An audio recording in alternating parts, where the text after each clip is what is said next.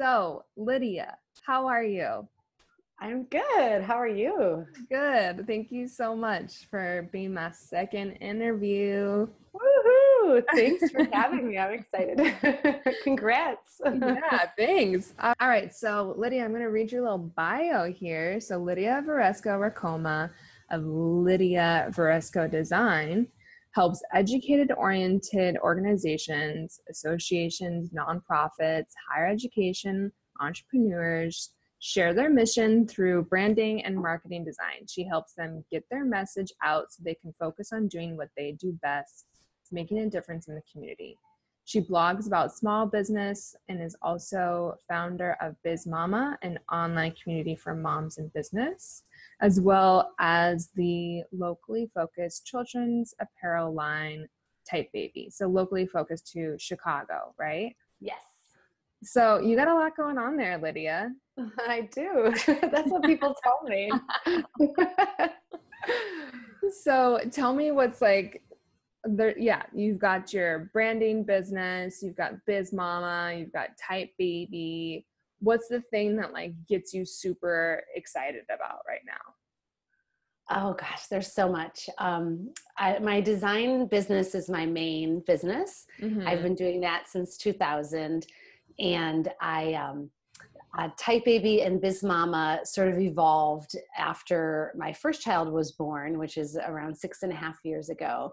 And I guess everything is sort of interconnected. So I'm really passionate about design and branding and marketing in particular. I love marketing myself, my own business. I love helping other people market themselves, get the word out there about themselves.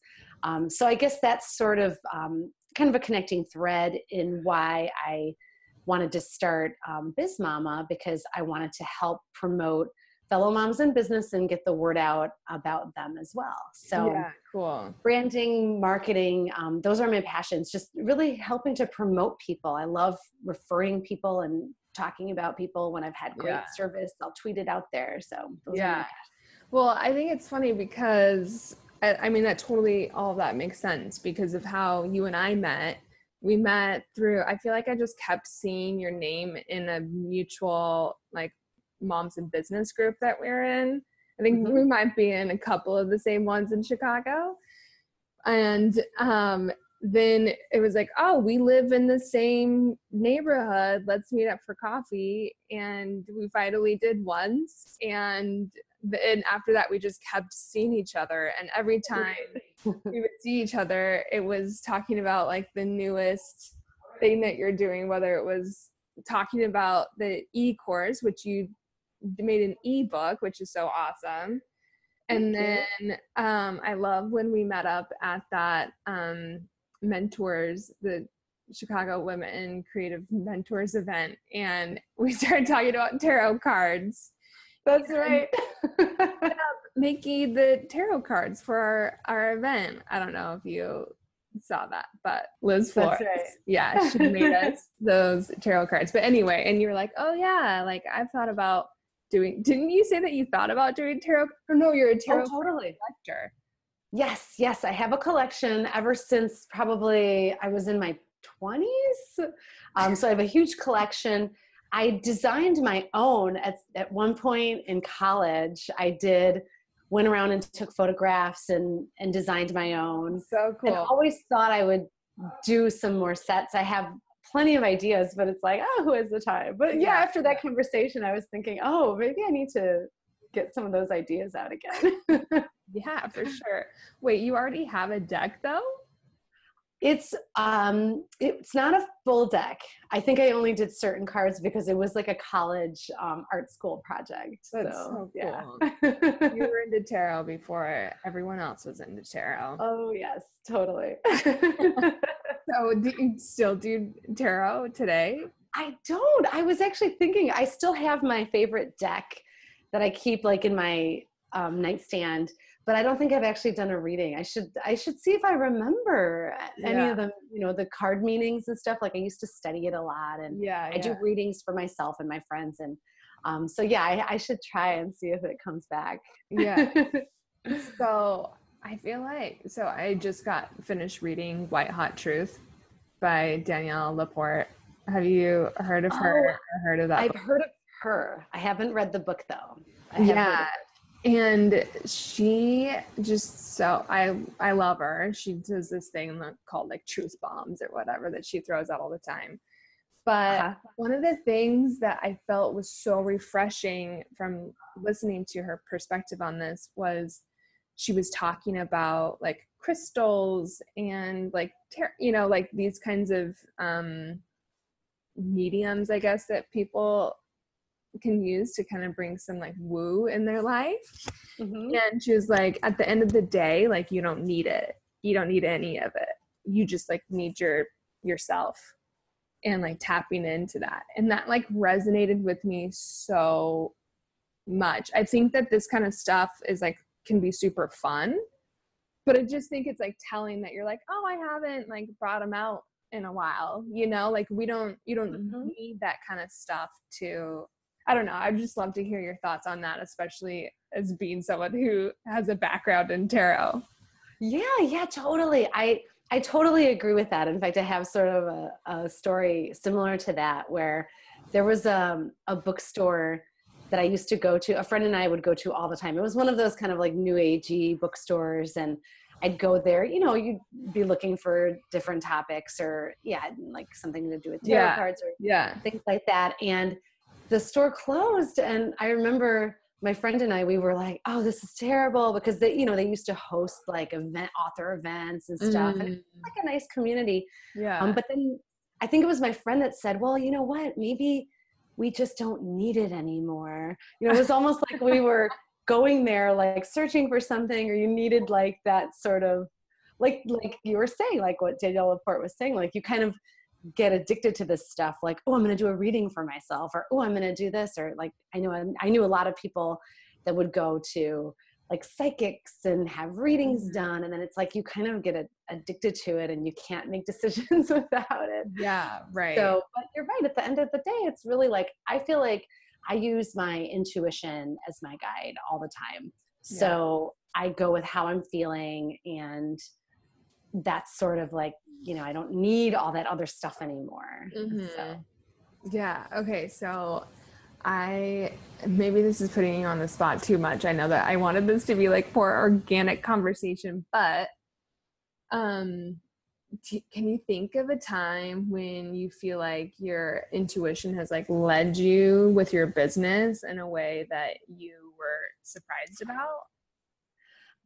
Well, I have to say, right now where I'm at, I'm in a new co-working space, and I sort of unexpectedly had to leave my old office.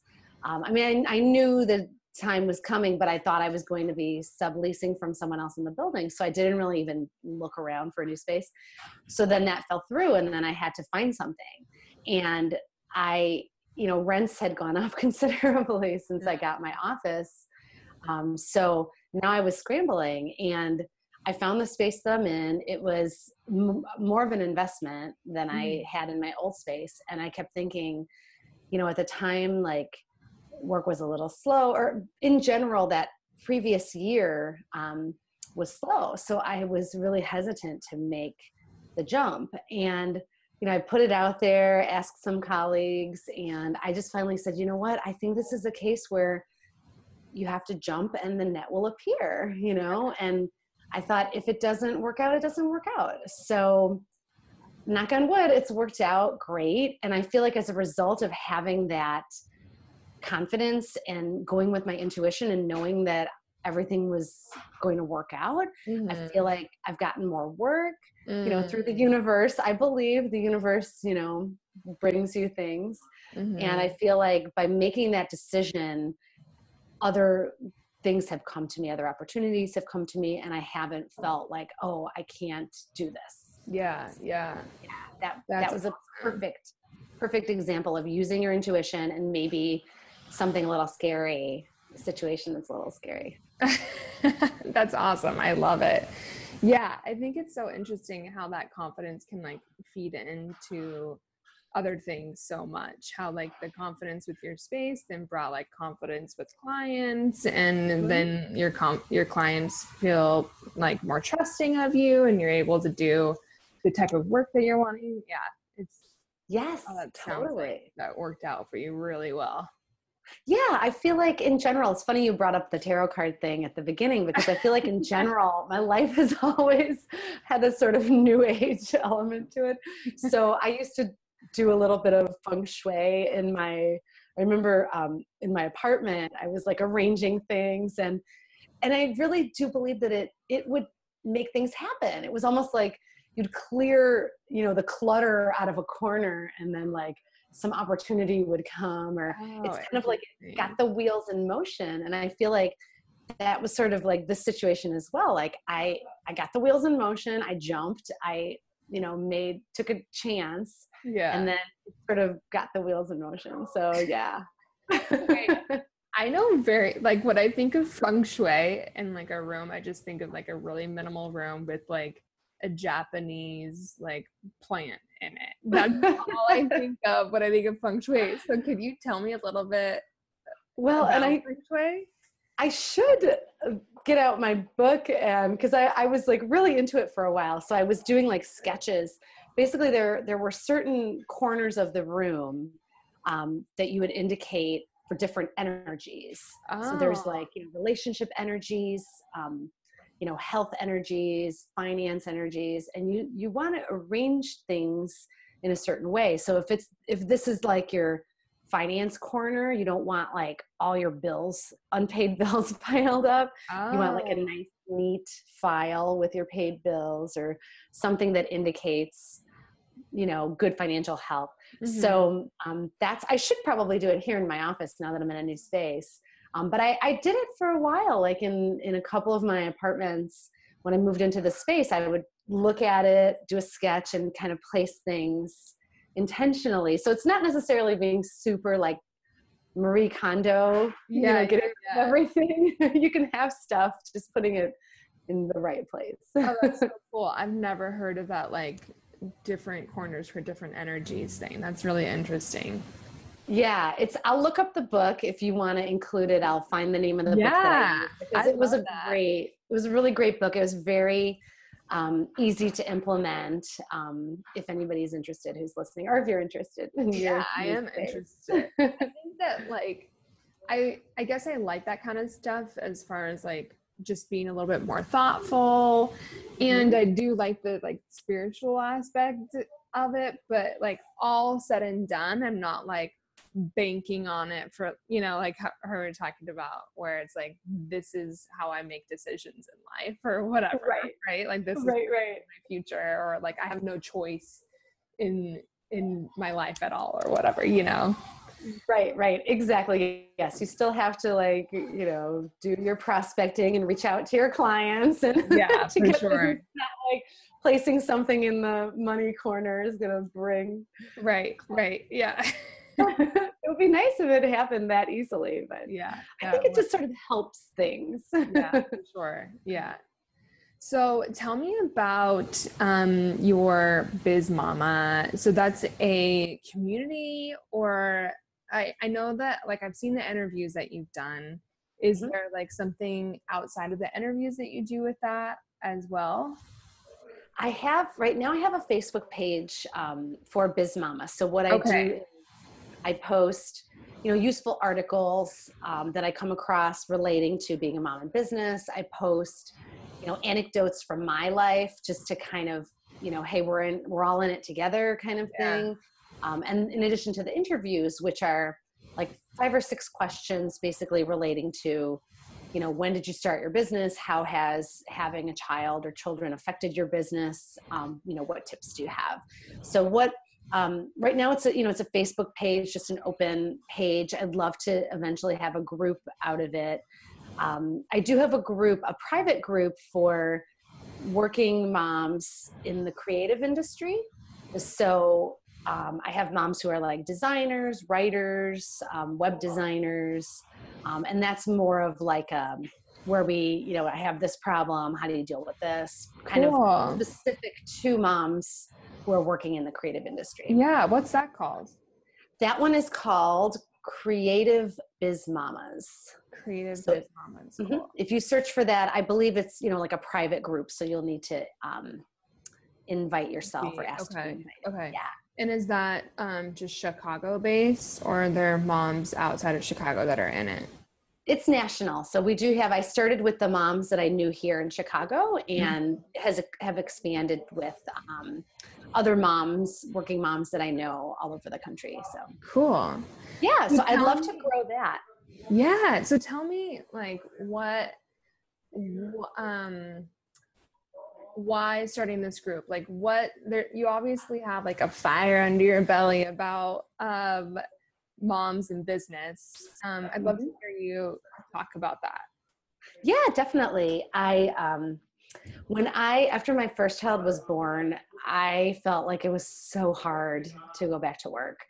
And having my own business, I didn't have like an official maternity leave. I really just winged it. And he was a couple of weeks early. So I was like, had my laptop in the hospital room because I wasn't prepared, and my clients, were expecting these projects to be done. So by the time I finally took a break and went on, quote unquote maternity leave, I felt like I was just overwhelmed. Yeah. And so when I came back to work, there were days I would just get to my office and just put my head down on the desk and just cry or want to cry, because it was overwhelming. I was exhausted. I wasn't sleeping. I didn't really know how to manage all of that and my business. So what I realized was I needed to ask for help. I needed to, have more childcare coverage. At the time, I think I had like 1 or 2 days a week. So then we upped it, to the full 5 days a week. I started asking friends for help, colleagues, to help me out with projects if necessary. And I think the biggest thing was joining some of those groups that you mentioned, the moms in business groups, where I could talk to other women that were in the same position or had been in the same position. So I felt like I really wanted to sort of pay that forward as well, and have a place where I could share information for moms or moms to be, because I find that I also meet a lot of women who aren't moms yet, but they're thinking about it, and they're like, well, how am I going to do this when I have a kid? Like, I'm already working, 80-hour weeks with my business. So how in the world will I do this? So I just wanted a place for women to go that moms can see that, other people are doing it, other women are doing it, and it's not easy, but we can support each other. We can ask each other questions, be inspired by each other. That was the main reason I started doing the interviews on my Biz Mama page, was to inspire people to learn something. I'll never forget one of the first interviews I did was my friend Elisa, and she's a writer, and her advice was stay ahead of deadlines. And that was something that I carried with me and still do, because her thinking behind it was, you never know what's going to happen. Like your kid is going to get a fever and you have to go pick them up, or you forgot that there's this event at school you volunteered for and, you're behind schedule. So I've always remembered that. That's good advice for anybody, not even anybody who has a business, because anything can come up, right? Yeah. So it's things like that. It's, learning from other moms that are running businesses and being able to help to inspire other women as well. Yeah, for sure. I would love your thoughts on childcare. So I'd love to hear like what you do for childcare. And then, oh my gosh, I feel like this is like a projecting question because I have a lot of thoughts on childcare. Right. But one, I just like it.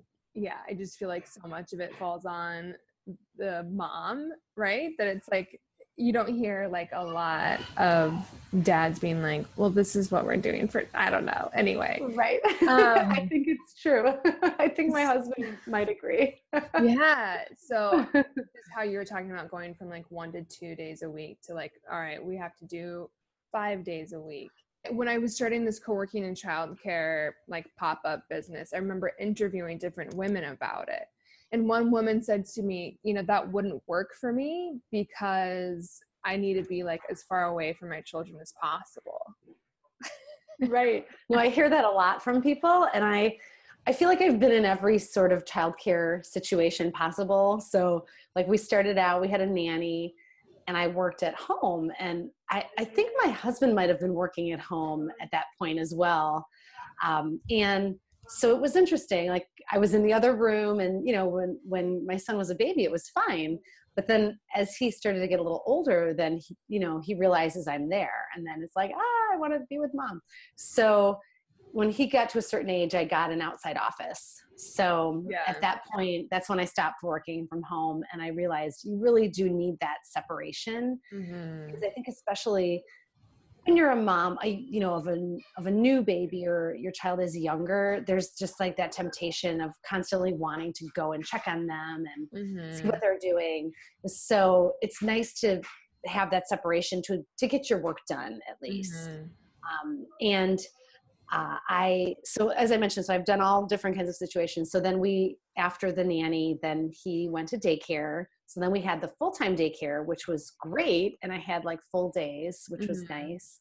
And then he started school. So then he had kind of a shorter day, and it took me a little bit of time adjusting to that, because now it's like, oh, wait a second. I don't have until 6 o'clock. I have to pick him up at 4 o'clock. And my daughter, meanwhile, is in daycare. So she has like the full day option. So now it's juggling like, okay, my son gets out at this time, and then my daughter can stay until this time. So who do I pick up first? I have to pick this one up, then go get this one, and leave. What time do I have to leave my office? And what's the last time I can take a phone call? You know, so it's really like I've gotten better about, you know, I only take phone calls between like 10 a.m. and 2:30 p.m. I don't schedule anything after. I, you know, try to only schedule on certain days. I think just being really organized about your childcare needs and being realistic as far as what you can afford. You know, if you're not working enough to pay for full-time childcare, well, then you'll need to do something else. Yeah. But at the same time, it's like the chicken before the egg, right? It's like, if you don't, I hear a lot of women who are like, oh, by the time I pay out my childcare, then I'm barely making any. But like, I love Sheryl Sandberg and Lean In, where she talks about if you don't pay for that childcare and you leave the workforce, how much that affects you in the years down, right? Of like not investing in your business. So, you know, maybe sure you're making 60,000 and childcare is taking 45,000 from that. So your take home is 15. Well, first of all, you should be looking at it with your spouse. Like you're not just paying for that childcare, right? The spouse is paying for that.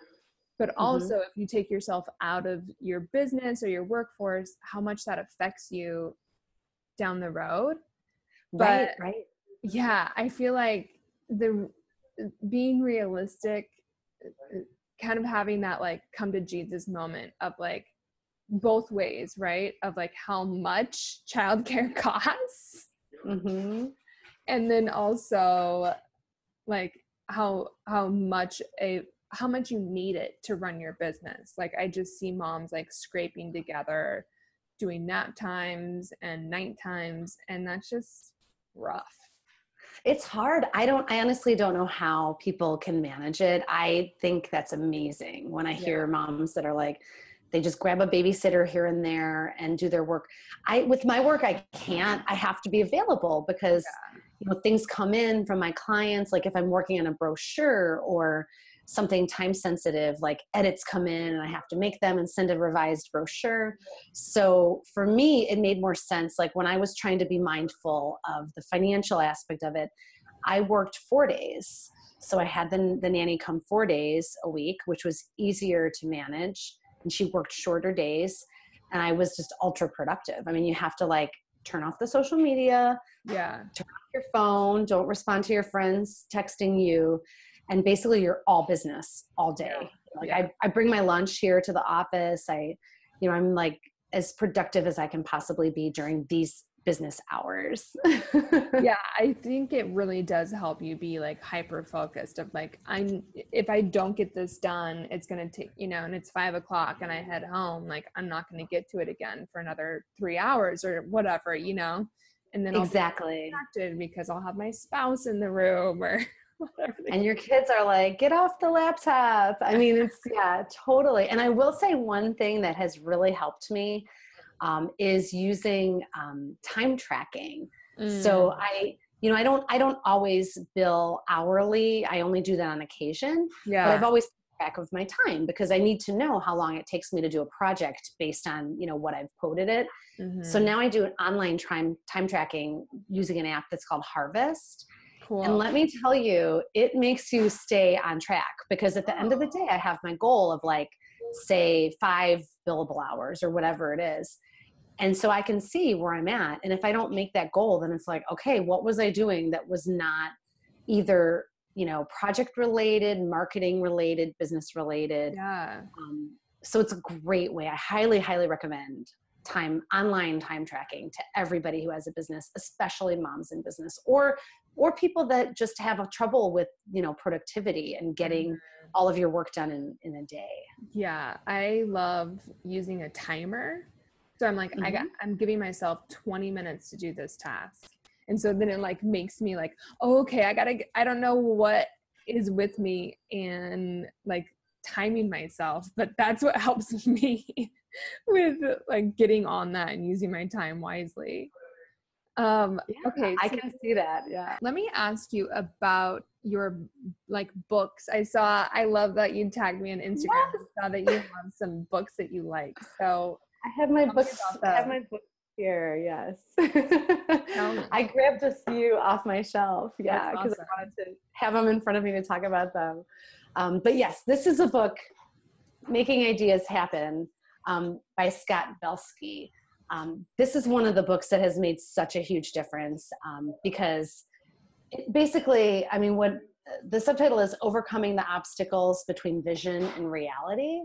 And I think that perfectly sums it up because I think as creatives, we have this vision and it's awesome, but how do we make it a reality? Yeah. That's the hard part and the scary part. And I think where people get tripped up.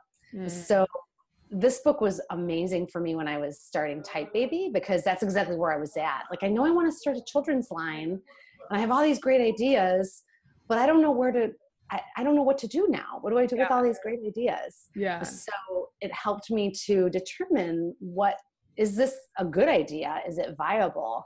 And then I'll pursue it. And this is how I should pursue it to make it successful. And it helped me just to to do it, to stop thinking about it and planning it. Like, I feel like I'm constantly planning everything. Yeah. And being afraid to like jump into it and actually do it. So highly, highly recommend this book to creative people. Cool. Great. And then do you have another one that you wanted to recommend? Yeah, there was this podcast that I love that I've been listening to a lot. It's called Profit, Power, Pursuit. And it's part of Creative Live. If you've heard of Creative Live, they do like workshops, creative and business workshops. And it's hosted by Tara Gentile. And she is a marketing, small business coach. And what I love about it is that she has guests who are very relatable. So I know a lot of times with small business podcasts, I feel like they'll be talking to somebody who's like, the CEO of this huge company, even though it's a small business, in my mind, it's like, I'm a one-woman show. So I like to hear people who are in a similar situation. Maybe they're, a one-person show, or they are a smaller business, and how they do things. So I feel like her podcast really addresses the types of things that affect, someone like you and I, a woman entrepreneur.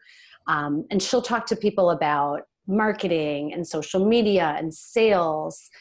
And it's really, her style, her style in general, Tara Gentile, who's the host, I think she's very just down to earth, straightforward. And that's sort of the vibe I get from the podcast. So I always feel like whenever I listen to it in the car. I have a little notepad in the car, and I'm always like jotting things down at the stoplights.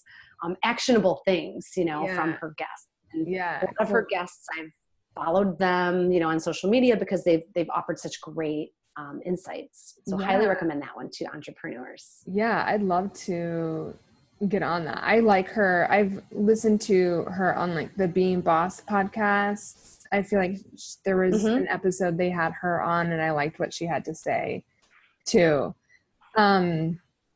Okay, anything else? I know that you have other things there, and we have other questions too, but any other like big recommendations that you have to people? Let's see. Let me look at what my notes I jotted down. I think those were kind of the main things. I think with female entrepreneurs in general, I feel like, we just need to support each other. We need to help each other out. I feel that there's a lot of like competition that goes on behind the scenes where people think like, oh, you're a graphic designer, I'm a graphic designer, we can't talk to each other. And it's so not true, because chances are, the two of us are doing very different things. And if anything, we can be allies, we can be collaborators, we can be referral partners. And that's totally happened. I have graphic design colleagues that have brought me in to help them out on a job, which I've done the same thing. They've referred me because, oh, this is something, I don't do logos. So do you want this logo job?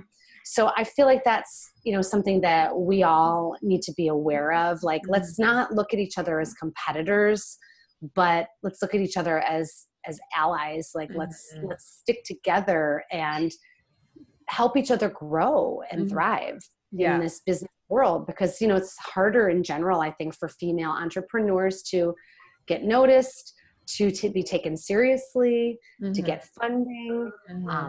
There are very few women in the tech industry in particular. So I'm doing my part, what I can, to help bring up women in business and get us the attention that we deserve. Yeah, that's awesome. I love that. That sounds like, is that what I wanted to ask you, what's a feminist topic you care about the most? Is that yes, it? Yes, there's something that's it. Oh, okay, cool. Yeah. No, that's totally it. Yeah. The competition thing is such a huge,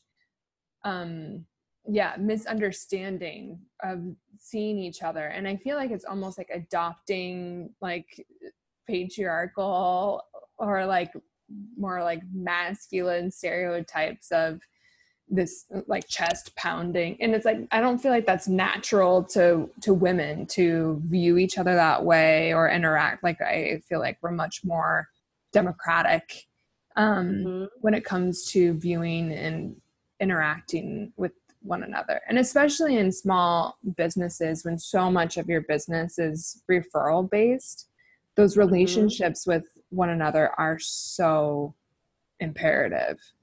Exactly. And I think, getting to know each other, that's one of the things in these business groups, small business groups that I'm in on Facebook, that has been great, because I feel like I get to know a lot of these women, and then I'm able to refer them. So I'll make even if we don't work together, or we don't, have any sort of like working partnership or relationship, now I know about them and I can refer them. And this exact thing happened last week, because I chatted with the woman. We were talking about Profit First, which is this really interesting and cool system of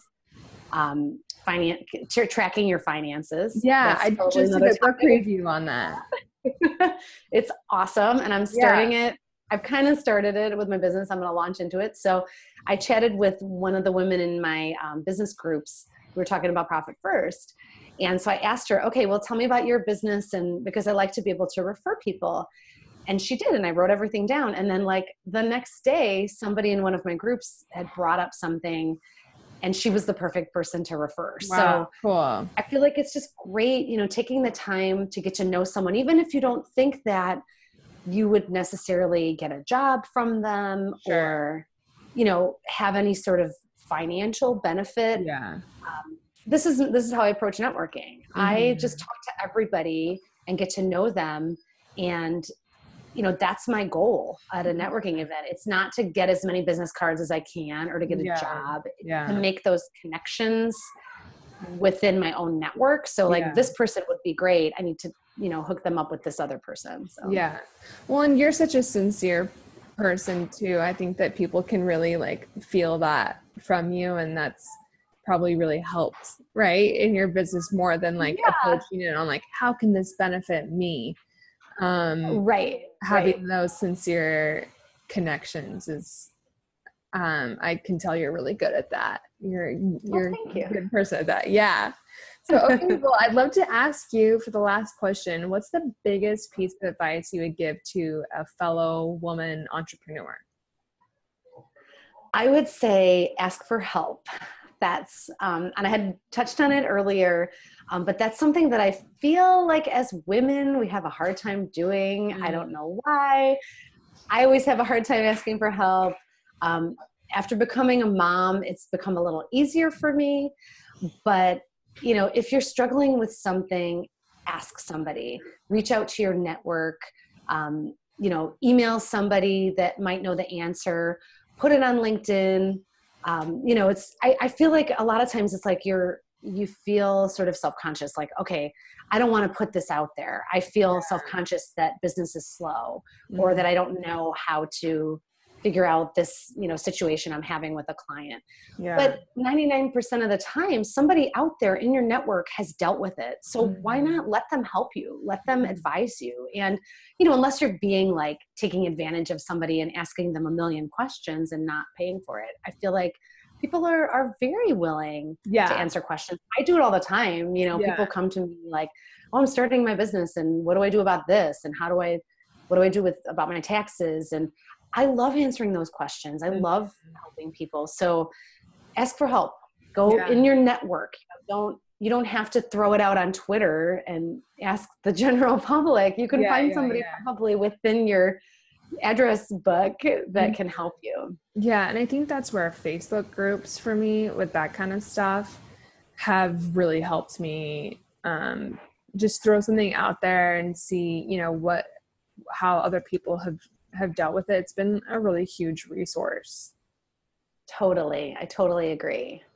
I think also as far as asking for help, when you first said that, I'm like, what do you mean, like paid help, or do you mean like, because so childcare obviously is just like necessary help. And then I have this joke with my girlfriends and I have this joke where like it's like you need to go to a marriage therapist. It's like, have you gotten a house cleaner yet? Like get a house cleaner first and then go to a marriage therapist, just because a house cleaner is like just like changed my life, as far as my brain space and my relationship to my husband and all of that. It's helped. That kind of help has really changed me.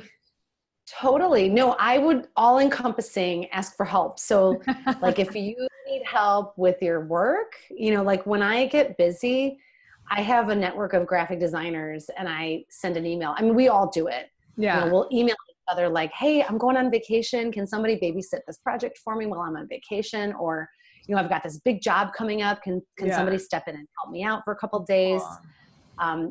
So any kind of help, or yes, like childcare, if you're realizing like, I really need a babysitter to like, work late one day or work on a Saturday or something. Yeah, totally. Don't try to do it all. No, and this is something that I struggle with too, because I think as a small business owner, I want to do it all. And I love doing a lot of aspects of my business.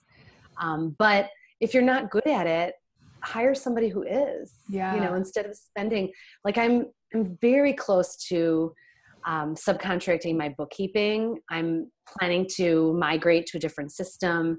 And I'm thinking this might be the year that I hire somebody, especially since I want to implement this profit first system. This may be the year I have that bookkeeper that basically does all that behind the scenes for me. And, I don't have to worry about it because I don't enjoy that part. Yeah, totally. I feel like with stuff like that, it's like, I am wary of people who know nothing about building their website, and then they have someone else do it, and then they can never go in and like tweak and update. They're always relying on someone else, right? Yes. In this case, it's like, you know how to do your accounting, you know how to run your books. Let's just have someone else do it, because you don't need that in your headspace anymore. Right. To free up the time. I mean, it goes back to that productivity conversation we had of like, you know, how can you free up your time? Because the time that I spend, you know, reconciling accounts and doing other things, you know, related to my bookkeeping, if I can outsource that, even, you know, if it's an hour a day, if I'm only in my office from 9:30 to 3:30 on a day, it's a big, you know, what is that? 1/6 of my day. So, so I think I need to be better about it, because right now I don't subcontract a ton, but I do think that everybody needs to make, and there's I forgot what website it was, but there was a really great chart to figure out what to subcontract. So it was, and I'll try to find it if you want to put it in the show notes. So it was like, what do you love to do? Yeah. What do you not like to do? What are you good at? What are you not good at? And then you kind of see what intersects, and it's like the things you love to do and you're really good at, keep doing them. Yeah. The things you love to do but you're not great at, consider outsourcing. So it was a really good, and of course for me, I was like, I'm great at everything. So it's hard to like give it up. I love that. I would love to see that chart. I think that would be I'll find it for you. Yeah, that would be cool. Well, great. Well, Lidia, thanks for coming on today. I feel like you had a lot of insights, and yeah, I'd love for you to tell people about, I guess we talked about the Creative Biz Mama, but getting a part of the Biz Mama group. And then also you have an ebook as well. Yes, I do. Yes. Just last year I launched, because branding is one of my passions, I launched an ebook called The A to Z of Branding. And it's based off of a blog series I did, which was a daily blog based on branding tips, A to Z of branding. So I took that and rewrote it, put it into a book. And I also added, for each letter, there's a related activity, and there are worksheets that also correlate with the different branding activities. So it's great for somebody who's either a small business owner or maybe a smaller organization or a nonprofit, where you're having to deal with your organization's branding and you feel maybe like you're not quite sure where you're going with it. So this book will help you. It's a quick read. You can kind of go through each letter, each topic, and do that activity. Or you can jump to certain topics that are more relatable. So say if you're working on your brand and you don't quite know who your ideal customer is, I have a page that talks about that and a worksheet you can download. So yeah, it's really interactive, but very non-threatening. So it's not like scary if you don't know much about branding. Yeah, I feel like when I've done branding exercises, those question prompts are so helpful and just really bring a lot of insight that it's hard to just kind of have on your own, you know, to make up these question prompts. So that's cool. I'm excited for you. Great. Thank you. So yes, it's on Amazon. If you search A to Z of Branding, and you might need to put in my name, and it should pop up. Okay, great. And we'll put that link on the blog as well. So okay, great. Thank you for letting me mention it. You bet. All right. Well, Lidia, thanks so much. I really appreciate you reaching out, and we can connect today. Thank you. I love what you're doing. I miss seeing you in the neighborhood. I know you haven't been gone for very long. No, it's really, I'm still not like wrapping my head around the fact that we're gone. I still feel like, oh, we're just going to go back home in like a week, you know, but we're not. Right. Oh my gosh. Well, I'm so excited with what you're doing with Feminest, and I'm looking forward to following the rest of your series. And yes, so awesome. Keep up the awesome work of promoting and helping people like me make our businesses even You're better. so nice. Thanks so much. All right. We'll have a great day. Thanks, you We'll see too. ya. Bye. Bye.